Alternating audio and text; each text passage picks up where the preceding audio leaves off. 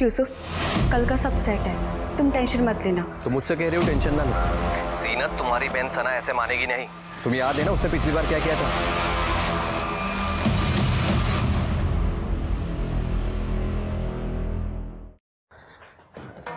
अरे वाह, मिठाई कहाँ से लाई बेटा? कुछ नहीं अब्बू, मैं मेघा के साथ मंदिर गई थी, वहीं से लेकर आई हूँ। बहुत थक गई हूँ मैं।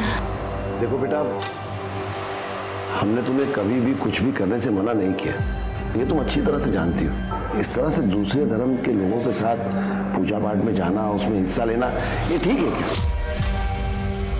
अब्बू देखो, पहली बात तो ये है कि मैं मंदिर के अंदर गई नहीं थी, और दूसरी बात ये है अगर गई भी हूँ तो उसमें गलत क्या है? कुछ गलत नहीं है बेटा, पर लोग तरह तरह की बातें करते हैं और हमें इन्हीं लोगों के साथ रहना है, और समझने की कोशिश करो। अब्बू समाज को तो आप छोड़ ही दीजिए, उनका बस चले ना वो हमें सांस लेने में भी पाबंदी लगा दे। मुझे लड्डू अच्छे लगते हैं, मैं इसलिए लेकर आ गई बस। छोड़िए भी ना, बच्ची है, आपको पता है इसे लड्डू कितने पसंद है।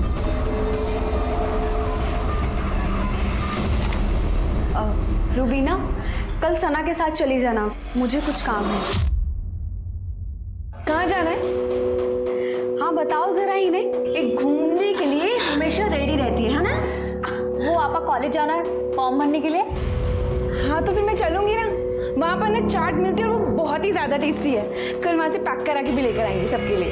ठीक है, कल चलेंगे। सना तू 2 मिनट रुकेगी, मैं जरा मंदिर होकर आती हूँ। मैं 2 मिनट नहीं, मैं 10 मिनट रुकने के लिए तैयार हूँ। अंदर जो लड्डू का प्रसाद मिलता है ना, वो बहुत ही टेस्टी है, मुझे वो एक डब्बा अलग से चाहिए। तू मंदिर के लड्डू घर ले जाएगी? अलाउड है तुझे? अच्छा, मतलब तू मेरे घर से सेवैयां लेकर जा सकती है और मैं यहाँ से लड्डू लेके नहीं जा सकती? सही है बॉस। अरे नौटंकी, मैं तो ऐसे ही बोल रही थी, लेकिन लड्डू तो छोड़, अगर किसी मोहल्ले वाले ने तुझे यहाँ मंदिर के बाहर खड़ा भी देख लिया ना तो बवाल हो जाएगा। Megha, I don't care this बवाल ववाल। अच्छा मेरी माँ, तू रुक, मैं 2 मिनट में आई। हाँ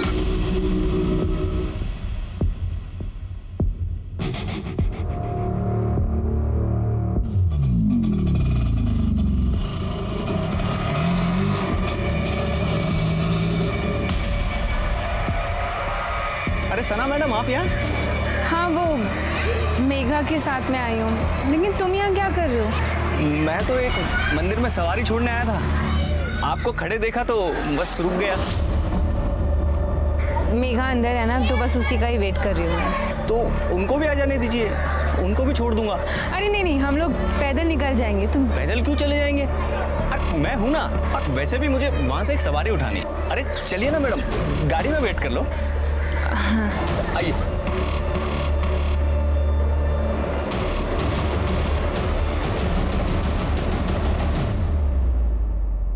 यूसुफ, कल का सब सेट है, तुम टेंशन मत लेना। तुम मुझसे कह रही हो टेंशन ना लो।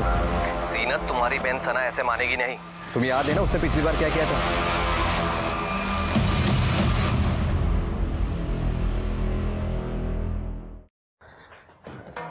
अरे वाह, मिठाई कहाँ से लाई बेटा? कुछ नहीं अब्बू, मैं मेघा के साथ मंदिर गई थी, वहीं से लेकर आई हूँ। बहुत थक गई हूँ मैं। देखो बेटा, हमने तुम्हें कभी भी कुछ भी करने से मना नहीं किया, ये तुम अच्छी तरह से जानती हो। इस तरह से दूसरे धर्म के लोगों के साथ पूजा पाठ में जाना, उसमें हिस्सा लेना, ये ठीक है क्या? अब्बू देखो, पहली बात तो ये है कि मैं मंदिर के अंदर गई नहीं थी, और दूसरी बात ये है अगर गई भी हूँ तो उसमें गलत क्या है? कुछ गलत नहीं है बेटा, पर लोग तरह तरह की बातें करते हैं और हमें इन्हीं लोगों के साथ रहना है, और समझने की कोशिश करो।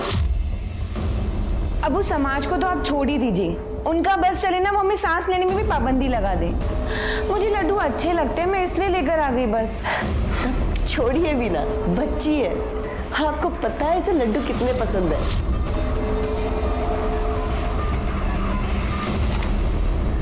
रूबीना, कल सना के साथ चली जाना, मुझे कुछ काम है। कहाँ जाना है? हाँ बताओ जरा इन्हें। एक घूमने के लिए हमेशा रेडी रहती है ना? वो आपा कॉलेज जाना है फॉर्म भरने के लिए। हाँ तो फिर मैं चलूंगी ना, वहाँ पर ना चाट मिलती है और वो बहुत ही ज्यादा टेस्टी है। कल वहाँ से पैक करा के भी लेकर आएंगे सबके लिए। ठीक है, कल चलेंगे।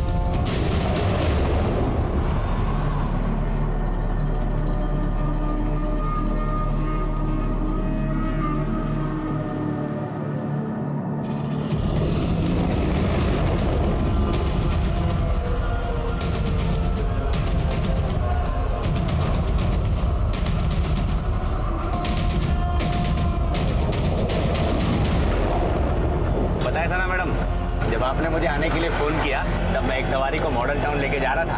मैंने उसे बीच में उतार दिया और सीधे गाड़ी आपके पास लेके आ गया। अरे सवारी क्यों छोड़ी? तुम हमको बता देते, हम दूसरा ऑटो ले लेते। ऐसे ही मैडम बस। रुबीना, एक बात बता, इस बार क्या कॉलेज में ऑनलाइन फॉर्म नहीं मिल रहे थे? आए तो है। आए हैं तो फिर हमने ऑनलाइन क्यों नहीं भरे? हमने तो कहा था, पर जीनत आपा ने कहा कि कॉलेज में जाकर भर कर आओ। तुमने कहा था? हाँ, पर जीनत आपा ही नहीं मान रही। आपको ये निकाह कबूल है? क्या हो रहा है यहाँ पे? हाँ? सना, तो इतनी जल्दी वापस कैसे आ गई? आपने मुझे इसलिए बाहर भेजा ना, ताकि अपनी जिंदगी बर्बाद कर सके इस यूसुफ के लिए। सना, इन सब में मत पड़ो तुम, बड़े जिंदा है भी घर के। अब उस जीनत आपा को तो दिख नहीं रहा कि उनके साथ क्या गलत हो रहा है, लेकिन आप और अम्मी, आप भी। देखो सना, बहुत हो गया है। ये मेरा और मेरी बीवी के बीच का मामला, इसमें ना ही पड़ो तो अच्छा है। अच्छा, तुम्हारा और तुम्हारी बीवी के बीच का मामला है? तुम भूल गए 3 तलाक दे चुके हो तुम आपा को। कोई तलाक नहीं दिया है किसी ने किसी को। आपा अगर तलाक नहीं दिए तो ये हलाला की जरूरत क्यों पड़ रही है? सना, तू समझने की कोशिश क्यों नहीं कर रही है? मुझे मेरे घर लौटना है। आपा, अगर आपको घर लौटना है ना तो आप ऐसे ही लौट जाइए। इन सब की क्या जरूरत है? क्योंकि ये गलत है। गलत है? कहाँ लिखा है साहब? दिखाइए जरा, मैं भी पढ़ती हूँ। तारिक साहब, लगता है आपने अपनी बेटी को कुछ ज्यादा ही पढ़ा दिया है। अब वो आपको दिख नहीं रहा कि ये सब गलत हो रहा है? क्या गलत है और क्या सही मुझे नहीं देखना है। जीनत अपने घर जाए, इसी में हम सबकी भलाई है। वो यहाँ इस घर में रहेगी, अपना घर छोड़कर तो मैं किसी घर जाऊंगा? तुम्हारा और रुबीना का रिश्ता लेकर? सायरा, अंदर ले जाओ इसे। मेरी बात तो सुनिए। क्या हो रहा है? वो सर, नया बिजनेस शुरू किया था तो कुरान खानी रखी थी घर में। पर आप यहाँ कैसे? हमें खबर मिली है कि 3 तलाक और हलाला का मामला है। नहीं सर, जिसने भी आपको ये खबर दी वो गलत है। बिल्कुल सही खबर दी है। यहाँ पे जीनत आपा का हलाला हो रहा है। सना, जाओ अपने कमरे में जाओ, ले जाओ। मेरी बात तो समझिए। कोई कहीं नहीं जाएगा। हाथ छोड़िए इसका। मौलाना जी, आप बताइए सच्चाई क्या है? जी, मैं तो वही कर रहा था जो तारिक साहब ने मुझे कहा था। शर्मा, पूजा, सबको पुलिस स्टेशन ले चलो। देखिए, नो, लेके चलो। चलो।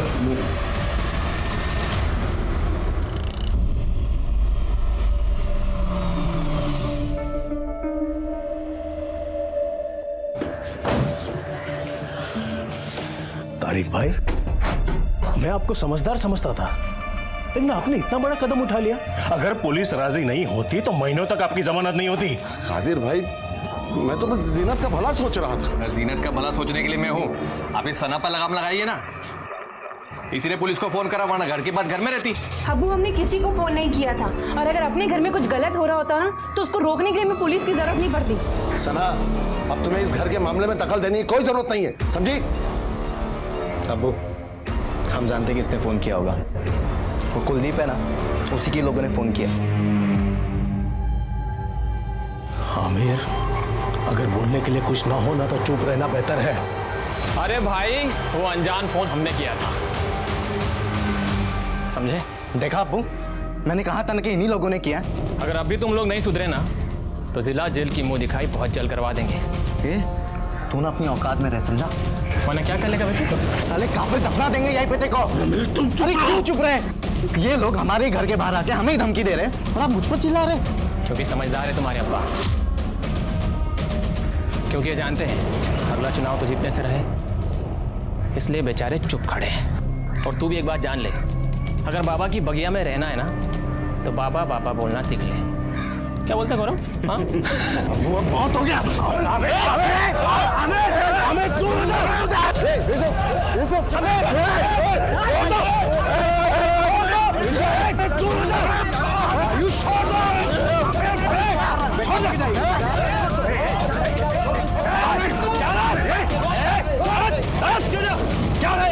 क्या झगड़ा है?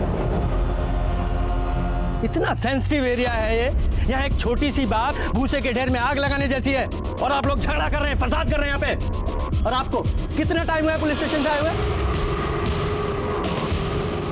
देखिए इंस्पेक्टर साहब, कोई फसाद की बात नहीं थी। ये कुलदीप का बेटा आयुष, सब उसी ने शुरू किया। ये शुरू चाहे किसी ने भी किया हो, अब इसे खत्म हम लोग करेंगे। चलिए सब लोग को अरेस्ट कीजिए, अंदर लीजिए। इंस्पेक्टर साहब, उसकी जरूरत नहीं पड़ेगी। बच्चे हैं, इनसे गलती हो गई, हम लोग आपसे माफी मांगते हैं। जी कादिर जी, कुलदीप जी, आप इतने सीनियर लोग हैं, मैं ये बोलना नहीं चाहता हूँ, लेकिन मुझे अपने एरिया में कोई भी दंगा फसाद नहीं चाहिए, कम से कम चुनाव तक तो बिल्कुल भी नहीं। आप लोग समझ गए? प्लीज अपने अपने घर जाइए, जाइए आप लोग। क्या जरूरत थी तुझे उनके झगड़े में पड़ने की? क्यों किया पुलिस को फोन? मैंने नहीं किया था फोन पुलिस को। तुमने खुद कहा सबके सामने कि तुमने पुलिस को फोन किया था। वहाँ बोल दिया तो बोल दिया, लेकिन मैंने कोई फोन नहीं किया था। फिर किसने किया फोन? मुझे क्या पता पापा, आप हमेशा मुझ पर चिल्लाते रहते हैं। देख आयुष, कान खोल के सुन ले, तेरी वजह से अगर चुनाव में कुछ भी गड़बड़ हुआ ना तो तेरे लिए मुझसे बुरा कोई भी नहीं होगा।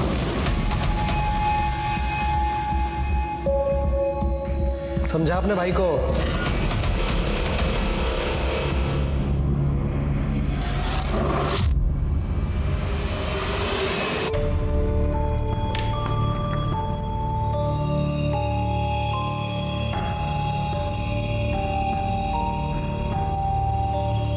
तो चिंता मत कर बेटा, धीरे धीरे सब ठीक हो जाएगा।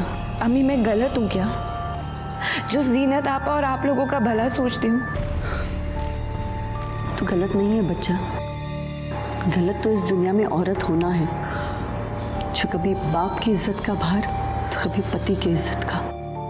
इसके सिवा हमारा अपना वजूद है ही क्या इस दुनिया में? पर अम्मी, जीनत आपा अपनी जिंदगी क्यों बर्बाद कर रही है एक ऐसे आदमी के लिए जो उनकी इज्जत तक नहीं करता? तो बेटा तू ही बता ना, क्या करेगी वो?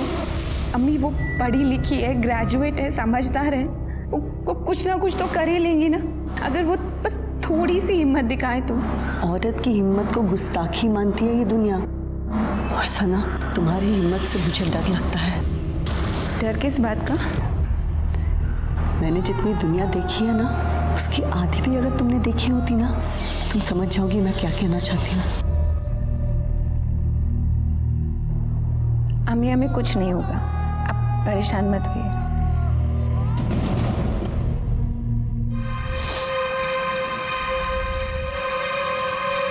तुम मेरे फोन के साथ क्या कर रही हो? कुछ नहीं आपा, बस ऐसे ही आपका फोन। आपा मैंने आपका कमरा साफ कर दिया।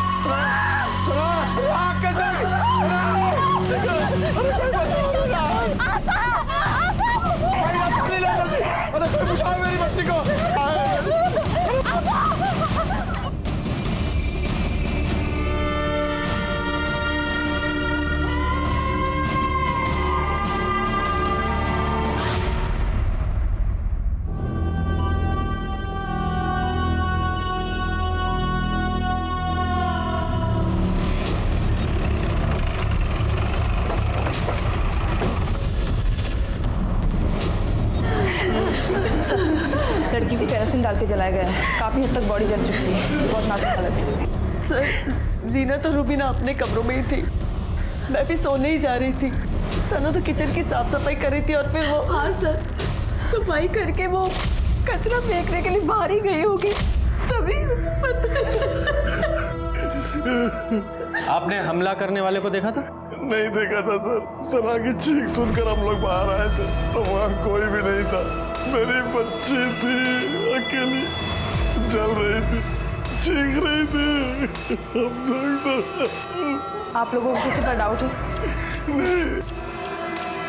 वो आयुष और उसके दोस्तों ने किया होगा अपने बाप के कहने पर, हम लोगों को नीचा दिखाने के लिए सर। कादिर जी अपने बेटे को कहिए कि पुलिस का काम पुलिस को ही करने दे। गलत क्या कहा उसने? हाँ, वरना आप ही बताइए, हमारी बच्ची के साथ ऐसा कौन कर सकता है? ये कुलदीप किसी भी हद तक गिर सकता है चुनाव जीतने के लिए। कोई सबूत है आपके पास? अपनी राजनीति को अपने पास रखिए, किसी की जान से बढ़कर नहीं है आपकी राजनीति और ये चुनाव।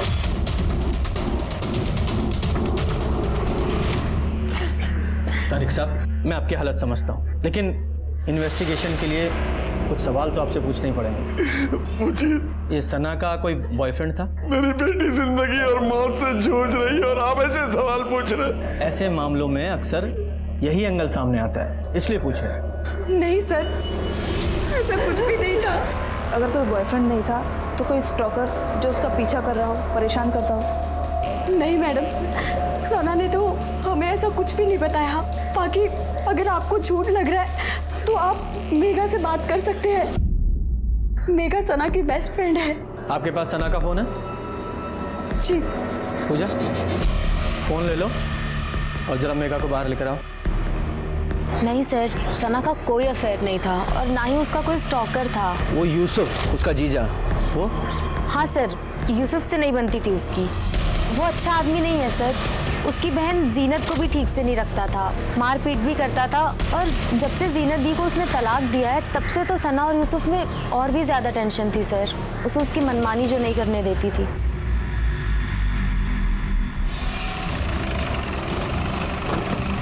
सर, क्राइम सीन को सिक्योर कर लिया है।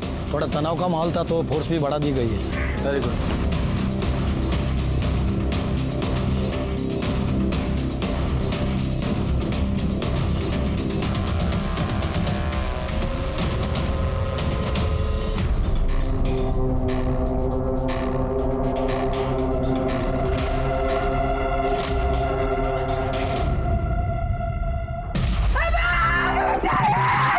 से क्या लगता है सना पे जो हमला हुआ वो कॉम्युनल हो सकता है? सर मतलब सना इतनी रात को बाहर आएगी, इस बात का हमलावर को पता होना, और फिर उसके ऊपर हमला करके इतनी आसानी से भाग जाना, मुझे बात पच नहीं रही है सर। अब ये मामला पर्सनल है या कम्युनल जो भी है, लेकिन इस बेचारी सना के साथ तो बहुत बुरा हुआ ना। वो देखो सीसीटीवी फुटेज कलेक्ट करो, तब तक मैं इस कुलदीप से बात करके आता हूँ। सर देखिए इंस्पेक्टर साहब, आप मेरी बात का विश्वास कीजिए, हमारा इस सब से कोई लेना देना नहीं है। सच बात तो यह है कि मैं खुद डरा हुआ हूं कि कहीं गलती से भी इसमें मेरा नाम आ गया तो मैं तो जीता हुआ चुनाव हार जाऊंगा। उनके घर में कम मसले हैं जो उन्हें किसी बाहर वाले की जरूरत पड़ेगी। कैसे मसले? क्या मतलब है आपका? सर मतलब ये है कि उन लोगों के हिसाब से ना सना बहुत ही ओपन माइंडेड लड़की थी और उसके अपने लोगों को उसका रहन सहन पसंद नहीं था, इसलिए सब। जो बोल रहे हैं खुल के बताओ। दरअसल यूसुफ आपकी पिछले दिनों उसी से मुलाकात भी हुई होगी, आप उससे क्यों नहीं पूछते?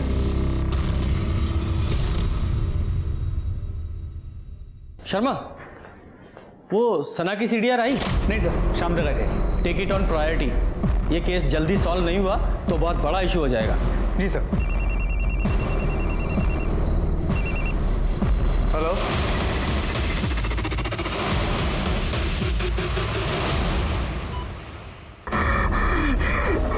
बोल बेटा, बोल बेटा, किसने किया है सब? तूने देखा उसे? हाँ, बोल। हाँ, बोल बेटा। सना, डॉक्टर। कोमा में जाने से पहले हमने रिकॉर्ड किया था। जब ये होश में आई थी तो आपने हमें इन्फॉर्म क्यों नहीं किया? फोन नहीं कर सके सर, परेशान थे, पर वीडियो तो रिकॉर्ड किया है ना हमने। अब जाके अरेस्ट कीजिए उन लोगों को। तारिक साहब, वीडियो में कुछ भी क्लियर नहीं है, ऐसे कैसे अरेस्ट कर लें किसी को भी? सर वो क्लियर तो बोल रही है साफ साफ कुलदीप का बेटा, और कुलदीप का सिर्फ एक ही बेटा आयुष। आप जाइए, पकड़िए उसको, तोड़िए, सब बोल देगा वो। तुम्हारी और आयुष की कोई पर्सनल दुश्मनी है? सर वो क्लियर कट नाम ले रही है सना। किसी का भी नाम नहीं लिया है उसने, सिर्फ कुछ कह रही है जो समझ में नहीं आ रहा है। ये जो आप कर रहे हैं ना, ये मैं होने नहीं दूंगा। क्या कर रहे हैं हम लोग, और अब क्या नहीं होने देंगे? बचा रहे हैं कुलदीप और उसके बेटे को। क्या दिया है उन लोगों ने आपको जो आपको ये सब करना पड़ रहा है? देखिए, हमें ना ही किसी ने कुछ दिया है और ना ही हम किसी को बचाने की कोशिश कर रहे हैं। हम लोग सिर्फ अपनी इन्वेस्टिगेशन कर रहे हैं, और जब तक हमलावर पकड़ा नहीं जाता हमारे लिए सब बराबर हैं, समझिए आप। तारिक साहब, यूसुफ, जरा मेरे साथ बाहर आइए, आप लोगों से कुछ बातें करनी है। मेरी बेटी के साथ इतना बुरा हुआ है और आप हम ही पे ब्लेम कर रहे हैं। तारिक साहब, उसकी कई वजह हैं, क्योंकि सना के तौर तरीके आपको पसंद नहीं थे। इसके अलावा वो बहुत आज़ाद ख्याल की थी, दूसरे धर्मों के लोगों के साथ मेल जोल था उसका, और सबसे बड़ी बात, जीनत को बचाने के लिए आपको उसने थाने तक पहुंचा दिया था। गलत है ये, जिसने भी कहा है आपसे। आपकी और सना की बातचीत तो बंद थी ना, जीनत और इस यूसुफ को लेकर।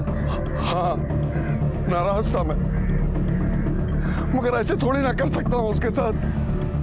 आखिर बेटी है वो मेरी।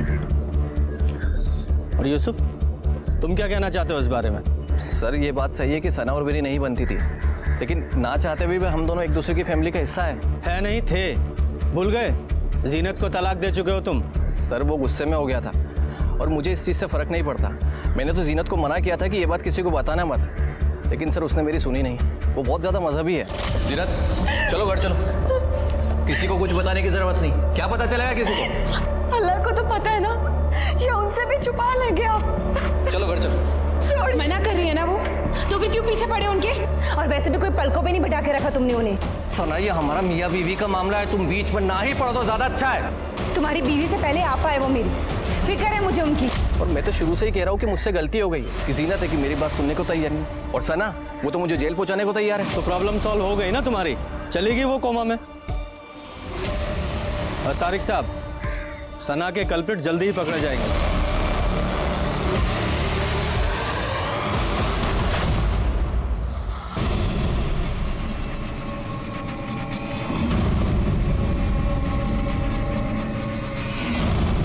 अंधेरा इतना है ना, हमलावर की शक्ल भी दिखाई नहीं दे रही है। और सर हमलावर जहाँ से भागा वहाँ पीछे मैदान है, फिर रात में खाली होता है। ये एक कल्प्रिट है हमारे पास, तो कहाँ से आया, कहाँ भागना है, ये सब प्लान करके किया उसने। सर सना को मारने का मोटिव यूसुफ के पास है, और देखा जाए तो तारिक के पास भी। दोनों की इज्जत दांव पे लग गई थी सना की वजह से। जिसने भी सना के साथ ये सब किया है उसे सना से बहुत नफरत रही होगी। तो सर क्या फिर आयुष या कुलदीप हो सकते हैं? सना की वीडियो में वो कहने की कोशिश कर रही थी कू वेद, मतलब इशारा उनकी तरफ हो रहा था मगर क्लियर नहीं था। लेकिन आयुष या कुलदीप पर हाथ डालने के लिए सबूत कहाँ है हमारे पास? सर, जीनत के हलाला के लिए जो निकाह हो रहा था उसकी इन्फॉर्मेशन पुलिस को देने वाले कॉलर की आइडेंटिटी ट्रेस हो गई है। किसने फ़ोन किया? फ़ोन क्यों किया था तूने? क्या लगते हैं वो तेरे कोई रंजिश है उनसे? ऐसा कुछ नहीं है सर, मेरा उनसे कोई लेना देना नहीं है। फिर इतना ख्याल क्यों रख रहा था उनका तू? सर हम तो कब से घात लगा करके बैठे थे कि मौलाना उनके घर जाए और हम पुलिस को कांटेक्ट करें, और आयुष के कहने पर ही मैंने कॉल किया था। लगता है तारिक साहब आज ही खेल करेंगे मौलाना नासिर के साथ मिलकर। चल फ़ोन निकाल फटाफट अपना। और आयुष के पापा चुनाव हार गए थे कादिर से, और सना के पापा ने भी बहुत मदद की थी उनके चुनाव हरवाने में, और इसी की वजह से आयुष को खुन्नस थी, इसलिए बस उसने मौका देखा और चौका मार दिया। उसके अलावा मुझे उसके बारे में कुछ नहीं पता है सर।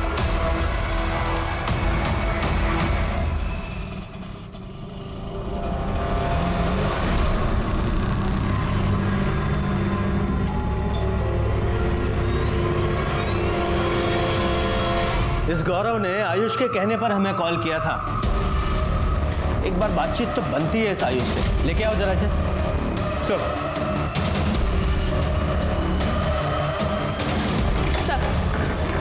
सना के सीडीआर आ गए हैं। सना लगातार एक नंबर के कांटेक्ट में थी, दिन में 2 से 3 बार कॉल करती थी इस नंबर पर सर सना का अफेयर हो ऐसा मुझे नहीं लगता। ऐसा क्यों? सर जितने भी कॉल सना ने इस नंबर पर किए हैं 2 से 3 सेकंड से ज़्यादा बात नहीं हुई। अगर सर अफेयर होता तो बात लंबी चलती। और सर सामने से कभी इस नंबर से सना को कॉल नहीं आई। और एक बात सर, सना के कॉल लॉग से ये सारे नंबर डिलीट कर दिए गए थे। ये नंबर किसके नाम पर रजिस्टर्ड है? सर किसी सूरज शर्मा के नाम पर। सूरज शर्मा, पता करो क्या चक्कर है सूरज का। सर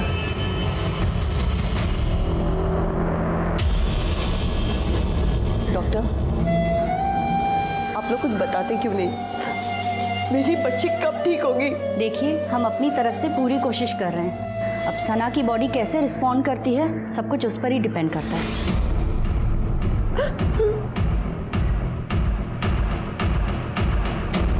आयुष शहर से बाहर गया हुआ है जॉब इंटरव्यू के लिए? जी, आयुष का कल इंटरव्यू है दिल्ली में। और आप उसको क्यों ढूंढ रहे हैं? मैंने आपसे कहा ना कि उसने कुछ नहीं किया। उस रात वो घर में था अपने कमरे में। आप खामखा उस पर शक कर रहे हैं। शक हम नहीं, आप पैदा कर रहे हैं, इस तरह अपने बेटे को शहर से बाहर भेजकर। और आपकी जानकारी के लिए बता देता हूँ, आपके बेटे आयुष ने ही जीनत की दूसरे निकाह का टिप पुलिस को दिया था।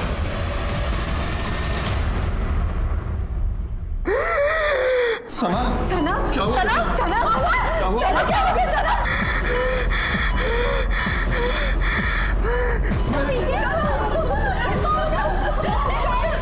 मुझे चेक करने दीजिए। एक्सक्यूज मी, आप लोग बाहर जाइए, इन्हें बाहर लेकर जाइए।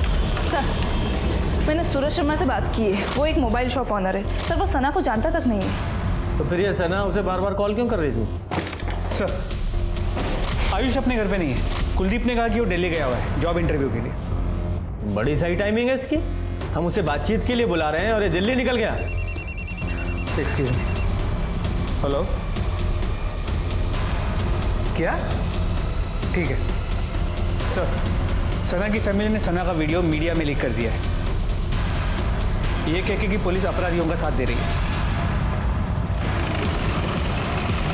सर, परिवार का यह कहना है कि पुलिस कुलदीप जी और उसके बेटे को बचा रही है। देखिए, जांच चल रही है, अभी कुछ कह नहीं सकते। लेकिन सर, वीडियो में सना खुद ही बोल रही है। उसमें कुछ भी साफ साफ नहीं कहा गया है और इन्वेस्टिगेशन पूरी होने तक किसी पर भी आरोप लगाना गलत होगा। Thank you. सना एक ऐसी लड़की थी जो कुछ गलत होते हुए नहीं देख सकती थी, जो सही को सही और गलत को गलत बोलने की हिम्मत रखती थी, जो दुनिया के खिलाफ लड़ने की ताकत रखती थी। क्या उसकी यही हिम्मत, यही ताकत किसी की आंखों में चुभ गई थी? सना का कोई अफेयर नहीं था, तो फिर इतने सारे 2-3 सेकंड से फोन कॉल्स किसे और क्यों किए गए? आखिर सना की फैमिली को वीडियो मीडिया में रिलीज करने की इतनी जल्दी क्यों थी, जबकि वीडियो में कुछ भी क्लियर नहीं था? उसका परिवार आयुष और कुलदीप पर लगातार इल्जाम लगा रहा था, जिसने 2 कम्युनिटीज के बीच टेंशन को भी हवा दे दी थी। क्या इस केस की सतह में कुछ और गहराई में कुछ और था?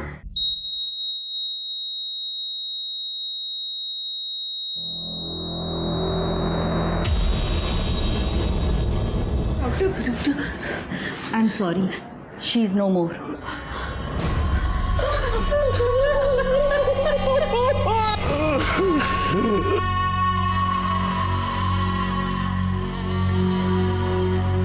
अम्मी, हमें कुछ नहीं होगा, आप परेशान मत होइए।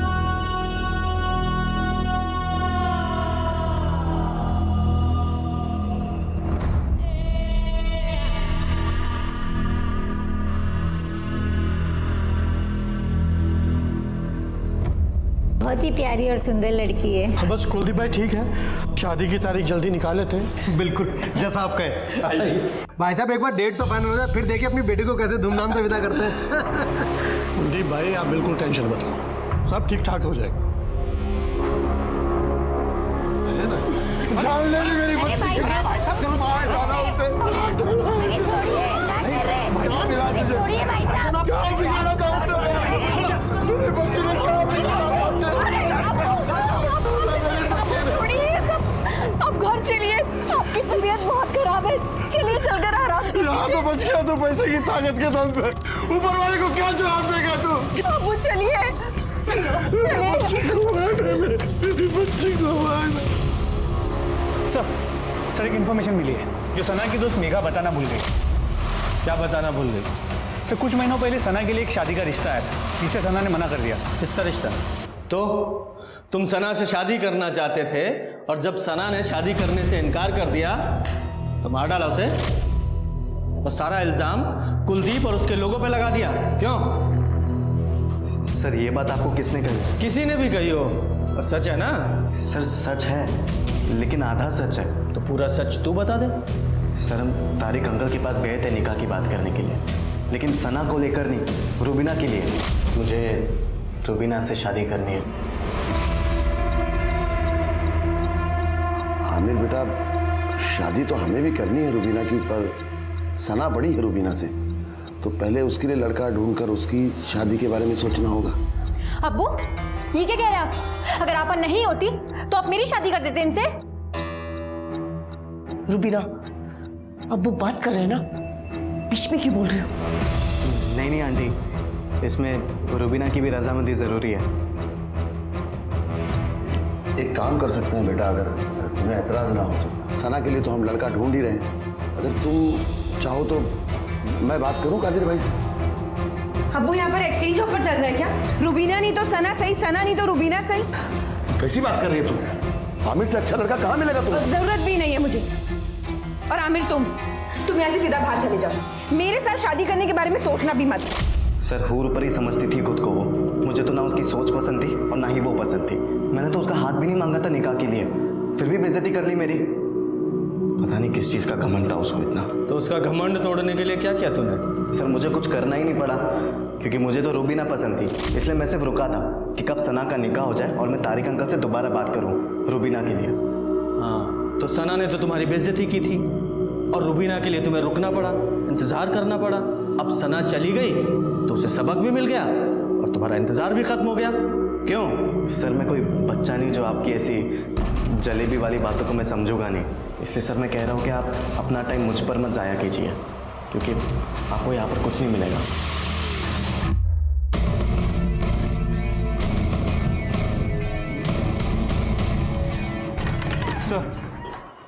सर मैं सीसीटीवी फुटेज को डिटेल में रीचेक कर रहा था, तो एक चौंकाने वाली बात सामने आई।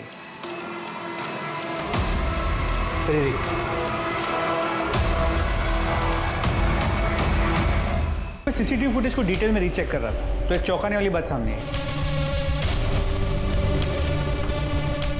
फिर देखिए, ये रुबीना कर क्या रही है? सर अब आगे देखिए।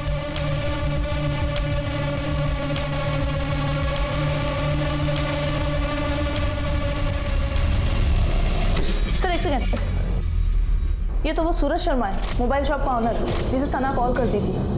अच्छा, ये सूरज शर्मा है। सर जब भी सना की फ़ोन से सूरज शर्मा को कॉल्स गए, उसके कुछ वक्त बाद रुबीना ने बाहर आके कुछ तो रखा है, और उसके कुछ वक्त बाद सूरज शर्मा ने वो आके कलेक्ट किया। मतलब ये कॉल सना नहीं, ये रुबीना करती थी? सर लगता तो ऐसे ही। सर आगे देखिए, और एक इंटरेस्टिंग बात। सर ये आदमी देखिए, ये ऑटो वाला। सर ये अक्सर सना के घर के बाहर नजर आया है। ये सना को ताड़ते रहता था और कई बार सना को लेके आते जाते भी रहा है, लेकिन सर जब से सना पे हमला हुआ है, ये एक बार भी वहाँ नजर नहीं आया। ये रुबीना और इस ऑटो वाला दोनों से बात करो। सर काहे फंसा रही है मैडम हमको इन सब में? सना मैडम तो हमारी बहन जैसी थी। अच्छा, बहन जैसी थी, इसीलिए दिन रात उसके घर के बाहर मंडराता था? मैडम वो तो इसलिए कि सना मैडम हमको फ़ोन करके बुला लेती थी जब उनको कहीं जाना होता था, तो उनके घर के पास में रहता था, तो घर के घर भाड़ा भी मिल जाता था, थोड़ा पैसा भी ज़्यादा देती थी। तो फिर मर्डर के बाद से तू और तेरा ऑटो कहाँ गायब थे? हम कहीं गायब नहीं थे मैडम, हम तो अपने काम में लगे हुए थे। आप चाहे तो मेगा मैडम से पूछ लो, वो तो हमारे बारे में सब कुछ जानती है मैडम, कसम से। सर ने जब रुबीना के बारे में पूछा तो मैं उसे बुलाने के लिए उसके कमरे में गई, लेकिन वहाँ जाकर देखा वो वहाँ थी ही नहीं। लॉकर से 50,000 रुपए और गहने भी गायब।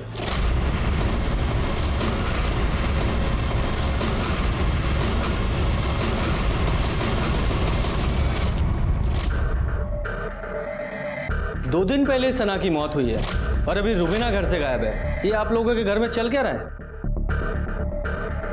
शर्मा,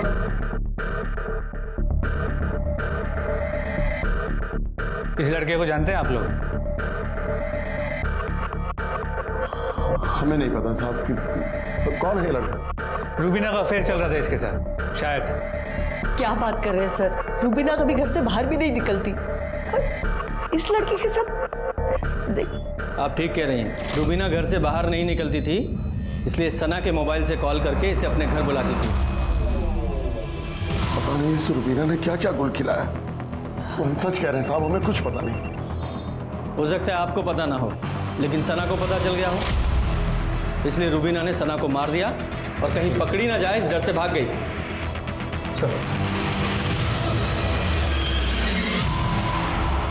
सर ऑटो वाले के बारे में मेघा से बात हुई, उसने कंफर्म किया है कि वो और सना दोनों उसे अच्छे से जानती और रेगुलरली उसी के ऑटो में आती जाती थी। पूजा, इस ऑटो वाले पर नजर रखो, क्योंकि इस तरह के लोग ही अक्सर छुपे हुए आशिक निकलते हैं। अरे साहब मैं कह रहा हूँ मैंने कुछ नहीं किया, आप मुझे क्या क्यों लेके आए हो? और ये कहाँ मिला? सर स्टेशन से उठाया इसे, भागने के चक्कर में था, रुबीना साथ नहीं थी, पैसे और जेवर बरामद कर लिए इससे। पिछली बार तो तू बच गया था, अब बोल शहर छोड़ के कहाँ भाग रहा था हैं? और रुबीना कहाँ है? बोल। सर मैं सच कह रहा हूँ सर, मैं कुछ नहीं जानता। झूठ बोलता है? रुबीना को अच्छे से नहीं जानता तो बिना जाने ये सारा माल तुझे देकर चली गई? वो मेरी कस्टमर थी, मेरी उधारी उस पे। कैसी उधारी? वो सर मैं मटका खिलवाता हूँ, रुबीना मेरे पास ही मटका खेलती थी और उसी की वजह से उसके ऊपर कर्जा चढ़ गया था। मटका मतलब सट्टा? हाँ लगभग वैसा ही। रुबीना को पैसों की ज़रूरत थी इसलिए वो मटका खेलती थी, लेकिन मटका खेलने के लिए वो घर से नहीं निकल पाती थी तो वो मुझे कॉल करके बुला देती। फिर वो अपना लकी नंबर लिख के गमले में रख देती थी और मैं जाकर वो पर्ची उठा लेता था। जितने हारने पर पैसे का लेन देन ऐसे ही होता था। करंटली रुबीना 1 लाख कर्जे में थी और ये पैसे उसी के जो उसने आज सुबह ही मुझे दिए।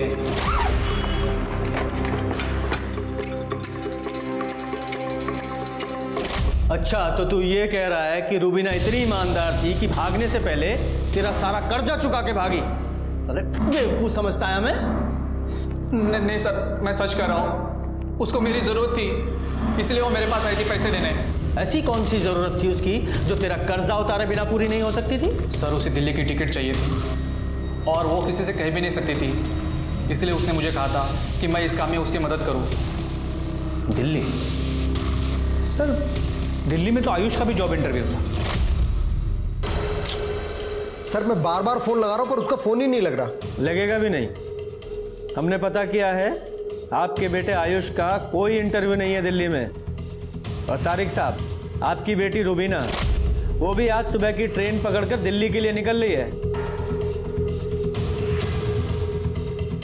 तो अभी भी छुपाएंगे आप लोग या साफ साफ बताएंगे कि आयुष और रुबीना के बीच क्या चल रहा था?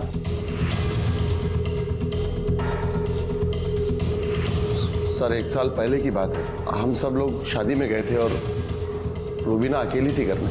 किसी वजह से हमें रास्ते से ही वापस लौटना पड़ा और जब हम रुबीना नाम मत लेना हमारे इस गंदी जुबान से। तुम्हारी हिम्मत कैसे हुई यहाँ आने की? अंकल आयुष और रुबीना ने जो भी किया वो गलत था सर। बात बाहर जाती तो बदनामी के अलावा और कुछ नहीं हाथ लगता। इसके लिए मैंने कुलदीप से बात भी की। सर अगर ये बात बाहर आती तो मुझे भी नुकसान होता और मेरी राजनीति को भी। बस इसलिए बात वहीं दबा दी और बच्चों को सख्त हिदायत दे दी कि आज के बाद कभी भी कोई हरकत ना करे। और आप दोनों की बात आपके बच्चों ने नहीं मानी। शर्मा, दिल्ली की फ्लाइट लो और दोनों को लेके आओ। सर आपको भले ऐसा लगे कि हम दोनों ने सना को मारा है, लेकिन ऐसा कुछ नहीं है सर। हम दोनों तो इसलिए भागना चाहते थे ताकि इन सबसे दूर जा सके। अपने घर में कैदियों की तरह हम जिंदगी गुजार रहे थे। ठीक एक सना हो पाई थी जो हमें समझती थी। सर आज के बाद तुम घर से बाहर नहीं निकलोगी, समझी? हम आप बाहर चलिए, मैं समझाती हूँ उसे। हम यहाँ बाहर चलिए।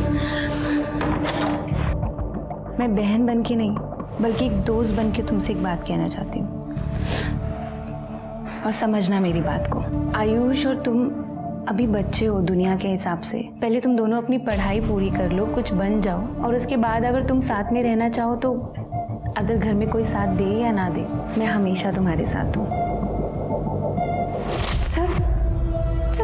सना वापस आई थी सर, लेकिन हम रुक नहीं सकते थे। हमारा दम घुटता था वहाँ पर। सिर्फ इसीलिए पैसे जोड़ने के लिए हमने मटका खेलना शुरू कर दिया सर।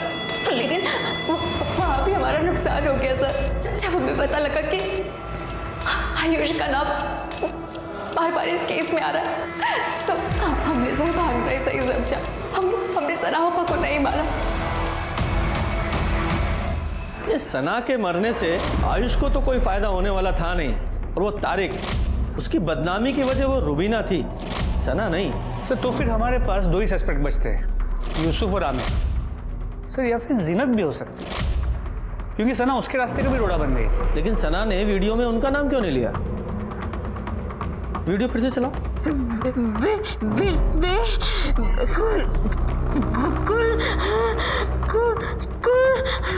सना ने मरने से पहले अक्यूज का नाम बताने की कोशिश तो की, पर इससे पहले कि कोई समझ पाता वो शांत हो गई।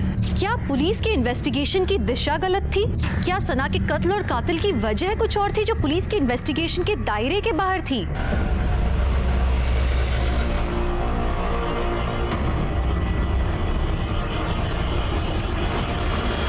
साहब यूसुफ, जिन्नत और तारिक और कुलदीप के साथ साथ आयुष का भी पूरा भूगोल हिस्ट्री खोल डाला साहब, लेकिन कुछ नहीं मिला।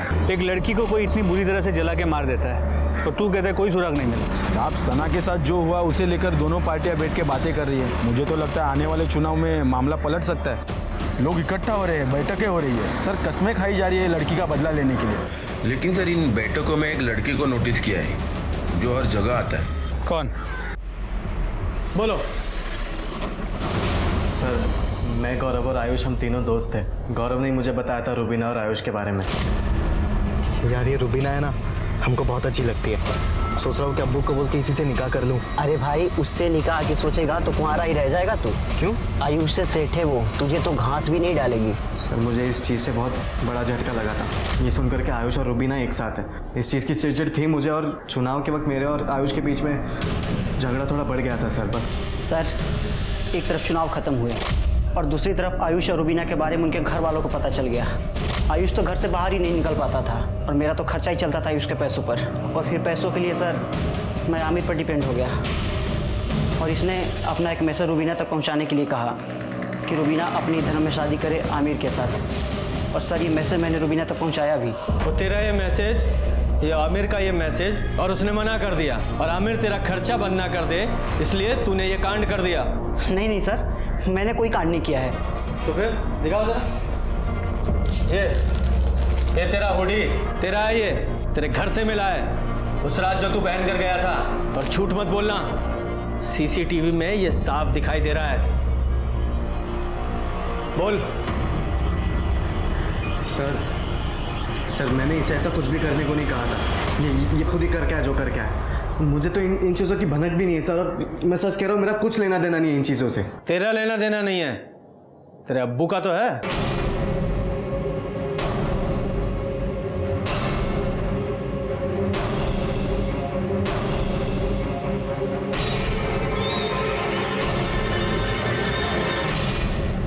बोलिए कादिर साहब। तारिक ने मुझे सब बताया था, रुबीना और आयुष के बारे में। सब कुछ जानकर भी मैं कैसी बच्चा ने लड़की का निकाह अपने इकलौते बेटे के साथ कैसे करा देता। मैंने इससे बात करने की कोशिश की, लेकिन इसे तो कुछ सुनना ही नहीं था। निकाह करना था उस रुबीना के साथ जो मैं कभी होने नहीं दे सकता था। इसलिए मैंने गौरव से बात की। लेकिन अंकल, आमिर आपकी बात नहीं मानते, मेरी बात क्यों सुनेगा? बात मनमानी भी नहीं है, क्योंकि बात बहुत आगे बढ़ चुकी है। एक काम करोगे मेरा, जितने पैसे मांगोगे उतने पैसे दूंगा। पूरे 5 लाख रुपए दिए थे मैंने इस बेवकूफ को रुबीना को ठिकाने लगाने के लिए, लेकिन ये बेवकूफ सना को जलाया। मैं 2-3 दिन से रेकी कर रहा था और फिर मुझे पता चला कि वो रोज रात को कचरा फेंकने आती है। उस रात मैं रुबीना के घर के बाहर घात लगाए बैठा हुआ था, लेकिन सर उस दिन रुबीना की जगह सना वहां आ गई। गौरव, तुम?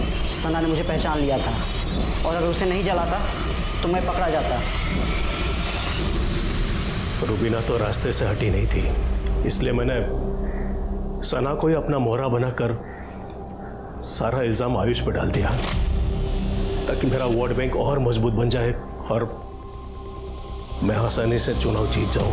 तो एक तीर से 2 निशाने लगाने की कोशिश कर रहे थे और खुद ही अपने पैर पर कुल्हाड़ी मार ली। अब कुल्हाड़ी मार ही ली है तो भुगतो।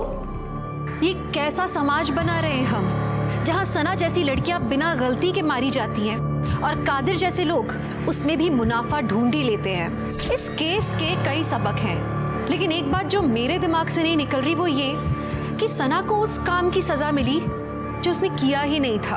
हमारे समाज को रिफॉर्म की जरूरत है। ये बदलाव हमें लाना होगा और शुरुआत हमारे घरों से होगी। तो चलिए, मैं दिव्यांका त्रिपाठी दहिया लेती हूँ आपसे विदा। कल फिर से मिलूंगी आपसे एक नए एपिसोड के साथ। तब तक देखते रहिए क्राइम पेट्रोल सतर्क, विमेन अगेंस्ट क्राइम।